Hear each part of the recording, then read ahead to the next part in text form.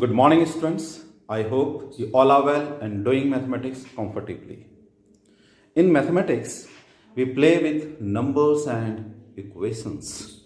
And you people know that as soon as we write the equation, suppose I write 2x minus y equals to 3.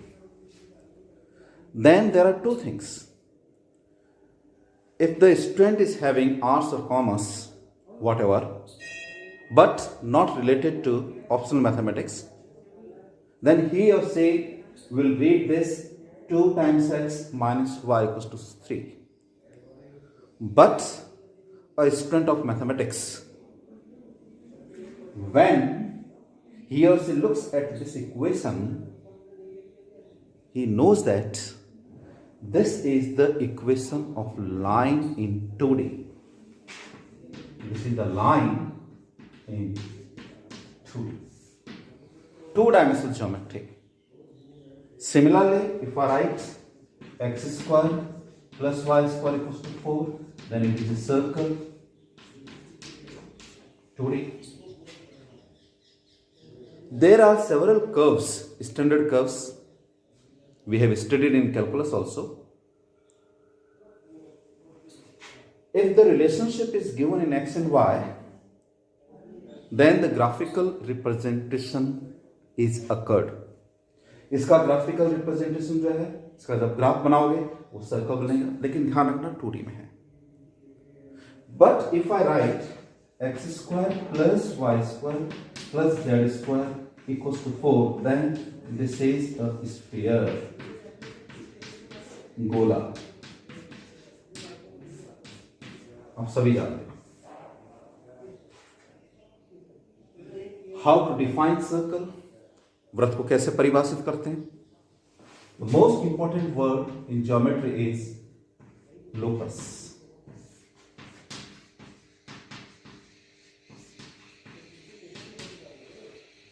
Two dimensional geometry के जो videos है, first 3-4 videos आप उनको जरूर देखिएगा. बिंदु पथ, that means path of the points. Bindu means points, path means path. Path of the points which moves, घूमता है under given condition or conditions is known as locus. Example, suppose A is the fixed point. Fixed. Fixed means its position is not changing with respect to time. Let us suppose P be with a moving point. चल बिंदु. Suppose it is. Now we impose the condition on P. P पर शर्त लगाते हैं. ये तो वही का वही है, कोई चेंज नहीं हो रहा है, लेकिन P मूविंग पॉइंट है. अब उस पर ऊपर कंडीशन कि वो किस तरह से घूमता है. P is always equidistant from point A. Remember, this is in the blackboard, the green board. इस बोर्ड के अंदर ही है, means plane 2D. इस बोर्ड का जो सरफेस है वो इसी में मूव करेगा, न तो पीछे जाएगा न मेरी तरफ आगे आएगा.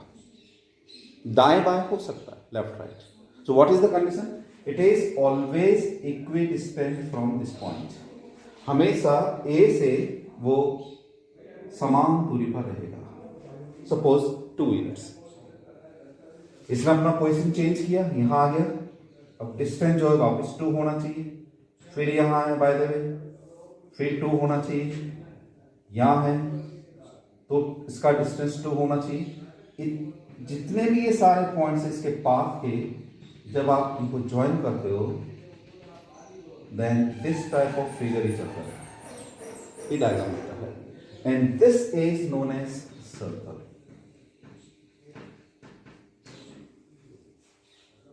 So the path of the point P which moves in such a way that its distance from a fixed point is always constant is known as circle.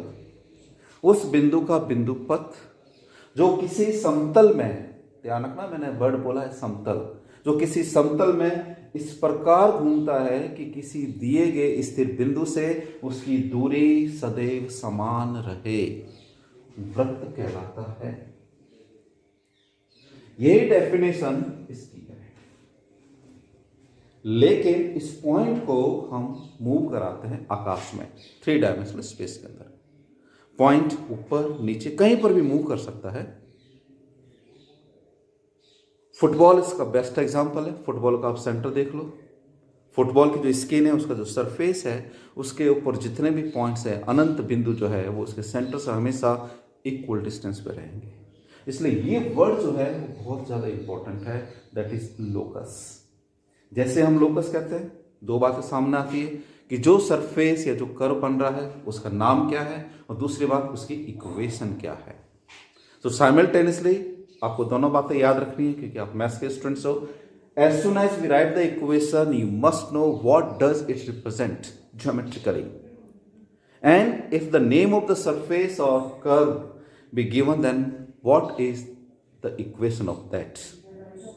पृष्ठ दे रखा है, उसकी इक्वेशन क्या है, इक्वेशन दे रखी है तो पृष्ठ का जो समीकरण है वो क्या होगा। अब आपको ध्यान होना चाहिए कि जब मुझे इसका इक्वेशन कैलकुलेट करना है तो ये फिक्स पॉइंट दे रखा है, इसके पॉइंट्स ले लिया मैंने -1, फॉर एग्जांपल। इसके लिए जनरली हम लिखते हैं h, k। Now we apply the condition that is AP is always 2, so AP whole square is,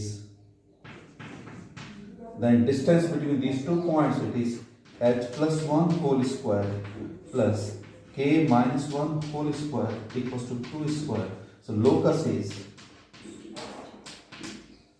h और k को हम x और y से रिप्लेस करेंगे, so it is h plus 1 whole square plus y minus 1 whole square equals to 2 square. This is the equation of the circle. लेकिन इसी बात को यदि मैं 3D में लेता हूं, by the way, and here is the fix point A, coordinates 1, -1, 0 for example, and here it is P, alpha, beta, gamma, and this is the distance 2। P space में, आकाश में, 3 डायमेंशनल इस प्रकार घूमे कि इसका A से डिस्टेंस हमेशा fixed रहे। कंडीशन क्या बनेगी? As usual, that is alpha minus 1 whole square plus beta plus 1 whole square plus gamma minus 0 whole square equals to 2 square. So locus is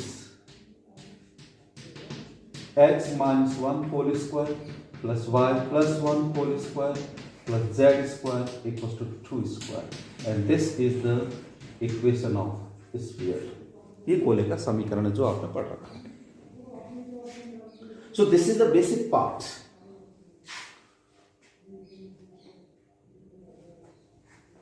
Today, 3D definition circle का और गोले का लगभग एक जैसा है, लेकिन यहां पर पॉइंट जो मूव करेगा वो किसी प्लेन के अंदर, किसी समतल के अंदर, और यहां जो पॉइंट मूव करेगा वो किसी आकाश के अंदर।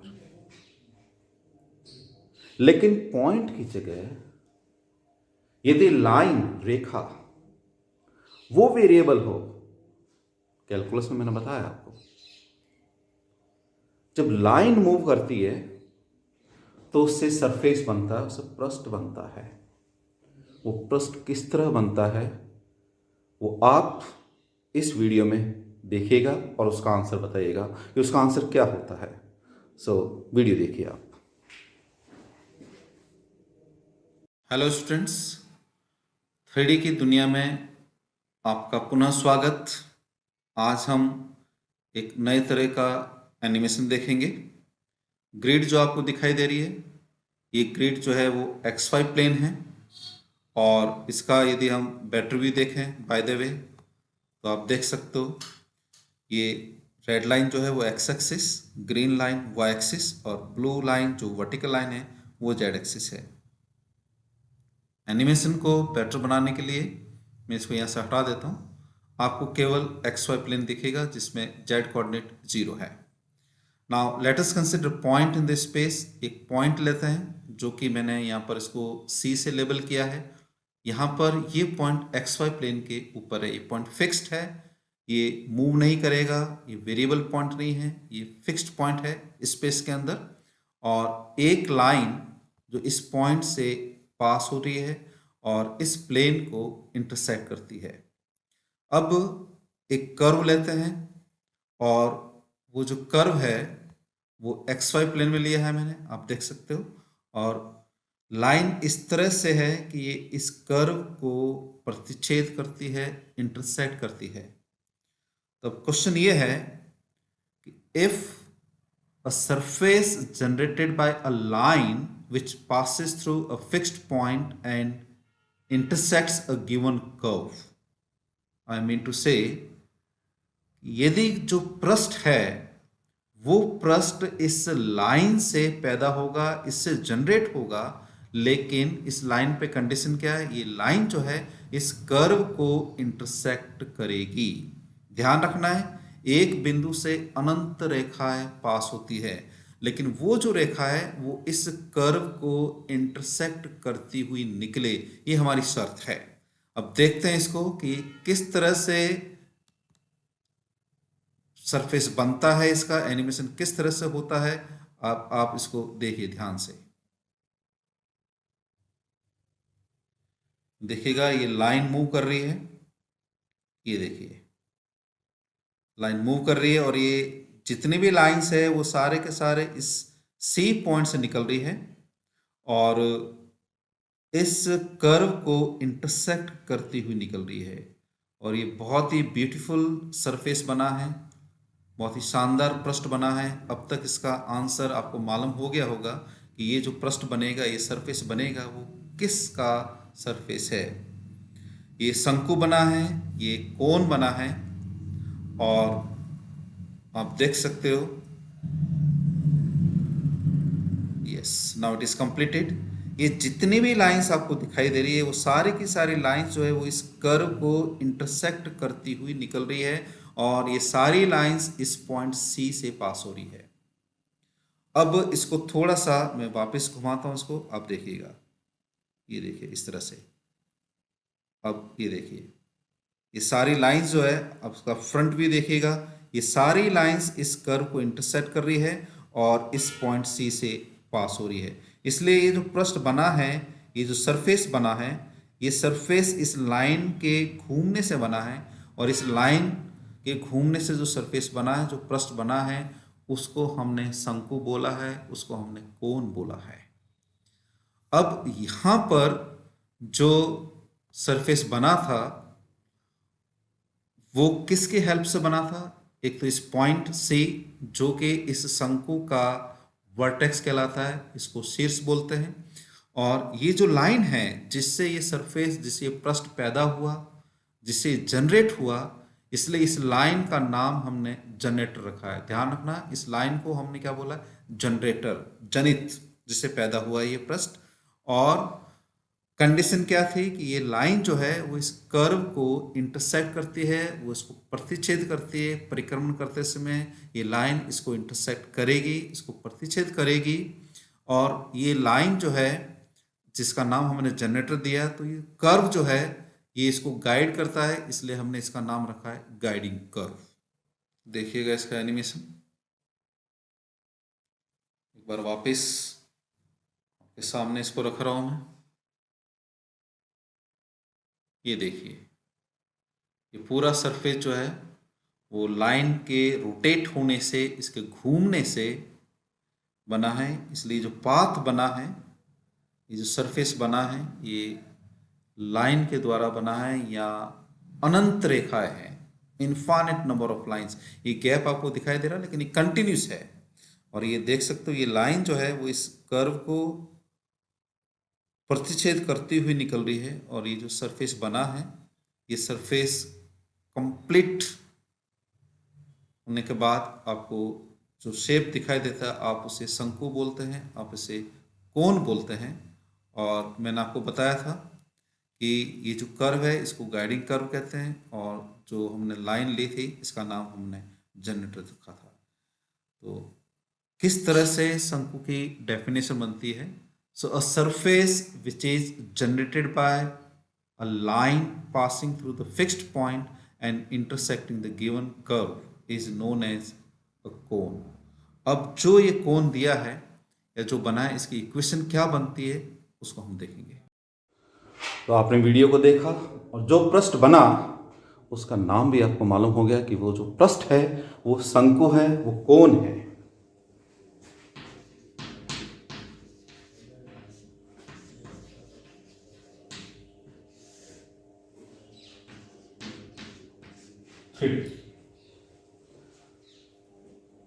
मैंने आपको थोड़ी देर पहले बताया कि सर्कल की इक्वेशन कैसे हुई, स्फीयर की इक्वेशन कैसे हुई। अब यहाँ जो सरफेस बना, जो पृष्ठ बना, जो शंकु बना है, उसके इक्वेशन को कैसे लिखेंगे, उसके इक्वेशन को कैसे फाइंड आउट करेंगे। बिल्कुल वैसे ही जैसे हमने सर्कल और स्फीयर के लिए था। जो गिवन है उसको देख लो, एक फिक्स्ड पॉइंट था, कांस्टेंट डिस्टेंस थी और वेरिएबल पॉइंट था। यहां पर जैसा कि आपने वीडियो में देखा है, this is the fixed point, let us suppose this is C and this is known as vertex, जिसको मैंने बोला है शीर्ष। This is the variable line जो मूव करेगी, इसको बोला है मैंने जनरेटर। जिससे पाथ बन रहा है, जिससे पृष्ठ बन रहा है, जनित। ये पॉइंट मालूम होना चाहिए, ये वाला पॉइंट, और एक curve, this is a curve.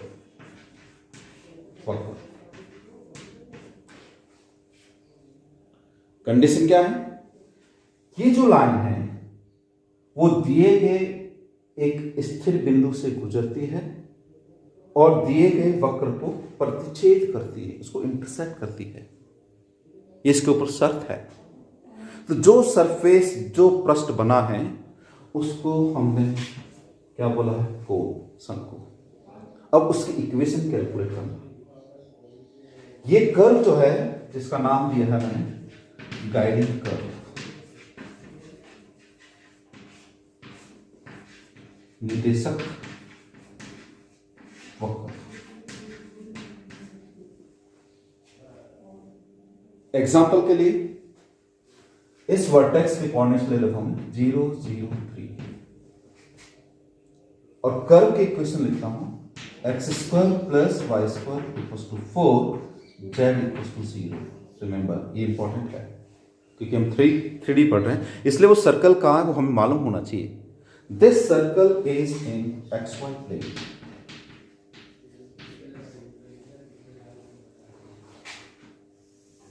थोड़ा सा बेसिक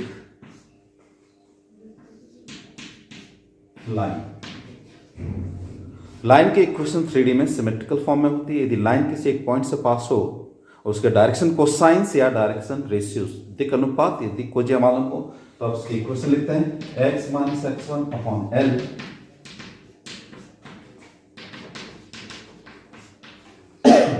ये लाइन की इक्वेशन है। इस लाइन पर अनंत बिंदु है, आप देख सकते हो। इसलिए जब मैं इस जनरेटर की इक्वेशन लिखूंगा इस लाइन की, तो पॉइंट मुझे मालूम है, दैट इज x - 0/L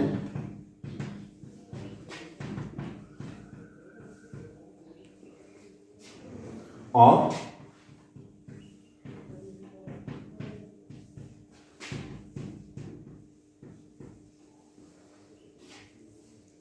जब भी लाइन पर आपको कोई स्विच बिंदु, आर्बिट्रेरी पॉइंट लेना हो, इसको मैंने के जो कर लिया, सपोज इट इज के, लेट एक्स के वैल्यू क्या बनेगा? LK + x1, y MK + y1 और z MK + z1। So any point on this line LK + x1 और एन के प्लस जेड, ये पॉइंट हो गया। ये जो जनरेटर है, इस जनरेटर पर पॉइंट क्या बनेगा? So any point on this generator, generator का मतलब यहां पर लाइन है, ठीक, क्या होगा? इसको मैं के एज्यूम कर लेता हूं। देन एक्स इज एल के, y is nk and z is nk plus 3, ये ध्यान रखना है। आई रिपीट, जब आपने 2D में ये फिक्स्ड पॉइंट था, इसके कोऑर्डिनेट्स सपोज 1 -1 और ये मूविंग पॉइंट P जिसको आपने h, k लिखा, इस पे कंडीशन थी ये 2 यूनिट्स का डिस्टेंस हो। ध्यान रखना ये मूविंग पॉइंट है, दिस इज मूविंग, यहां पर ये मूविंग है। चलो, पॉइंट मूव कर रहा है, लाइन मूव कर रही है। लाइन कैसे मूव कर रही है कि ये लाइन एक फिक्स्ड पॉइंट से पास हो रही है और इस दिए गए वक्र को प्रतिच्छेद करती है, तो मुझे इसका पाथ जो भी बनता है फर्स्ट उसकी इक्वेशन कैलकुलेट करनी है। यहां इसके लिए मैंने h, k कोऑर्डिनेट सपोज किए, एक रिलेशन निकाला और उसको x और y से रिप्लेस किया। यहां लाइन की इक्वेशन जो जनरेटर की इक्वेशन है ऑलरेडी मैंने x, y, z में ले रखी है। यदि कोई और अल्फाबेट चूज करने हो आप चूज कर सकते हो, लेकिन मैंने x, y, z ही रखे हैं। एज्यूम क्या किया मैंने? डायरेक्शन कोसाइंस, क्योंकि डायरेक्शन कोसाइंस लाइन के नहीं दे रखे हैं, और जो एज्यूम किया है, जो आपने सपोज किया है, उसको एलिमिनेट करना है, ये हमेशा ध्यान रखना। इसलिए मुझे यहां पर एल एंड एन को एलिमिनेट करना है। अब करूंगा कैसे? मैं कंडीशंस को देखूंगा, बिल्कुल यहां पर भी वैसे ही है। यहां कंडीशंस क्या थी? P A = 2। यहां कंडीशन क्या है कि ये जो लाइन है वो इस कर्व को प्रतिच्छेद करती है, उसको इंटरसेक्ट करती है, इसलिए ये जो पॉइंट है प्रतिच्छेद बिंदु,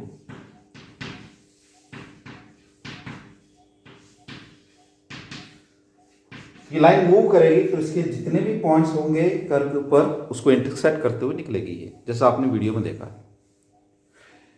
ये पॉइंट जिसके कोऑर्डिनेट्स मैंने ये लिखे हैं, ये वाले कोऑर्डिनेट्स, ये कोऑर्डिनेट्स इस पॉइंट को सेटिस्फाई करेंगे, मींस इस कर्व को सेटिस्फाई करेंगे। कर्व की इक्वेशन x² + y² = 4 और ध्यान रखना z = 0, इसलिए इन पॉइंट्स को मैं यहां रखूंगा। देखते क्या बनता है ये।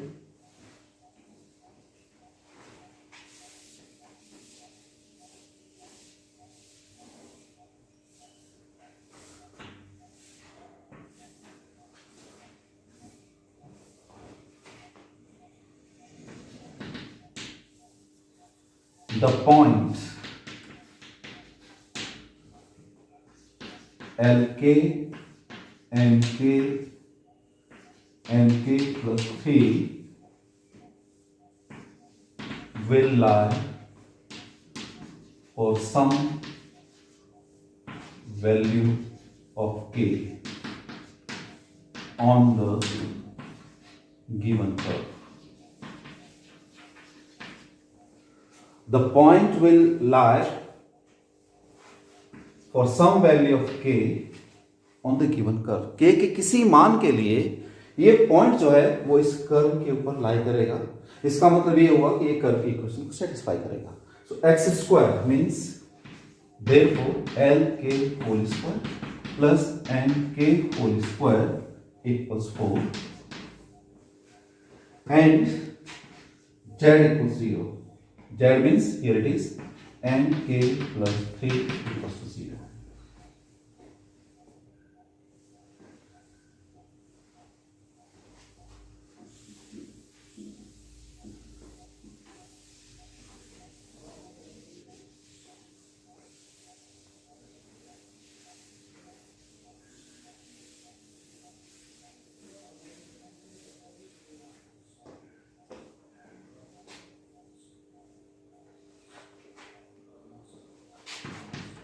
This is l square k square plus m square k square equal to 4 and n k equal to -3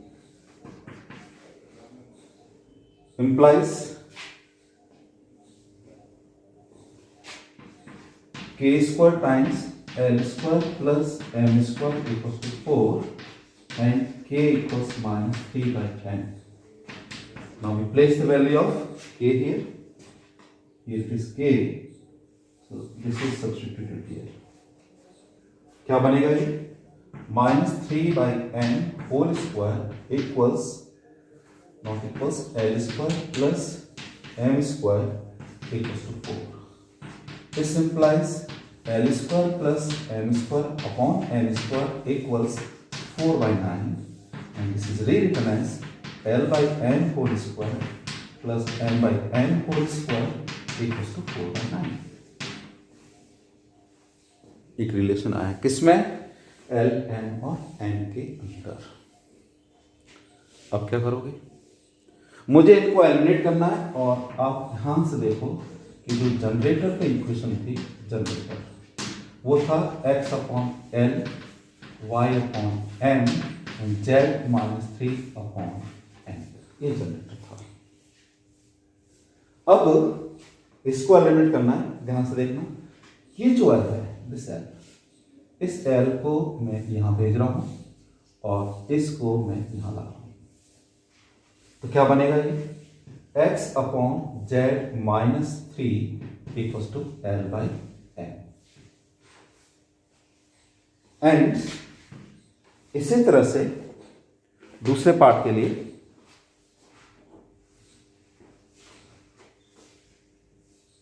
ये वाला पार्ट, इसको मैं यहां लाऊंगा और इसको मैं यहां भेज दूंगा. क्या बनेगा ये? y upon yellow colour z -3 equals to m by n. Now L by n is x upon z -3 and m by n is y upon z -3 और ये दोनों यहां सब्स्टिट्यूट कीजिए. So I write on eliminating L and n we get L and n का विलोप करने पर क्या मिलेगा? L by n x upon z -3 whole square plus y upon z -3 whole square equals to 4 by 9. This is the relationship in x, y and z. तो जो line से पृष्ठ बना, जिसका आपने नाम दिया शंकु, ये उस शंकु की इक्वेशन है. इस तरह से हम जो सरफेस बना था, और यहाँ इस सरफेस का जो नाम है वो शंकु है, जिसकी हमने इक्वेशन है वो कैलकुलेट किया है. और उसको थोड़ा सा और सिंप्लीफाई करके देखते हैं.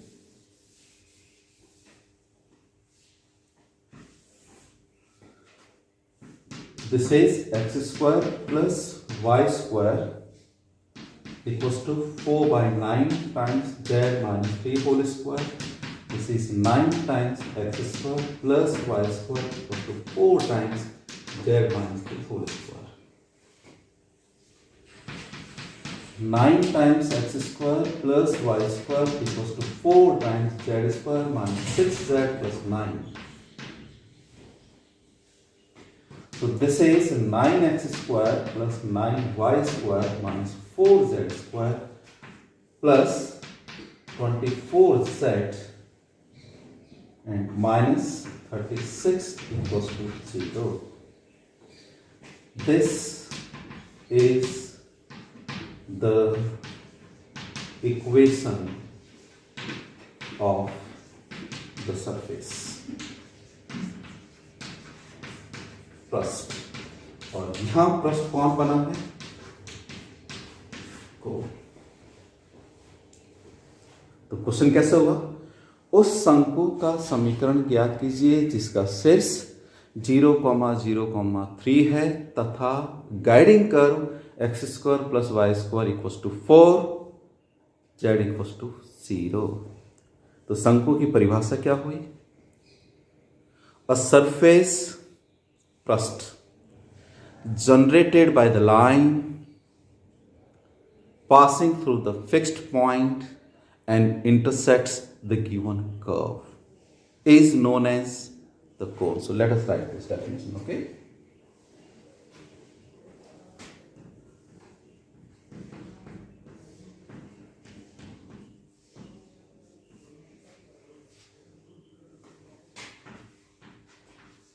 In space, कौन सा space? 3 dimensional. Okay, in space, the surface पृष्ठ जनरेटेड पैदा होता है किससे? लाइन से. Generated by the line. वो लाइन कहाँ है? Passing through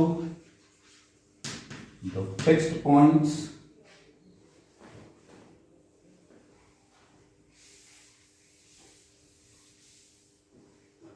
passing through the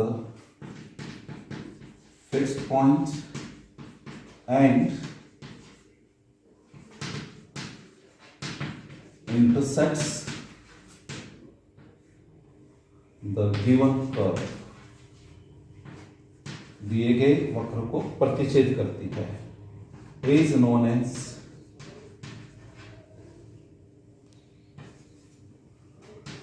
cone.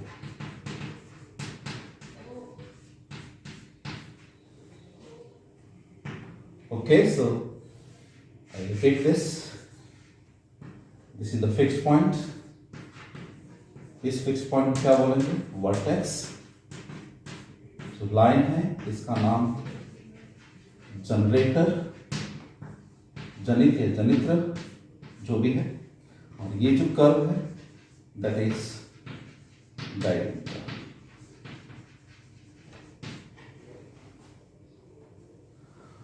एक क्वेश्चन आपको देता हूं होमवर्क के लिए, आप उसको ट्राई कीजिएगा.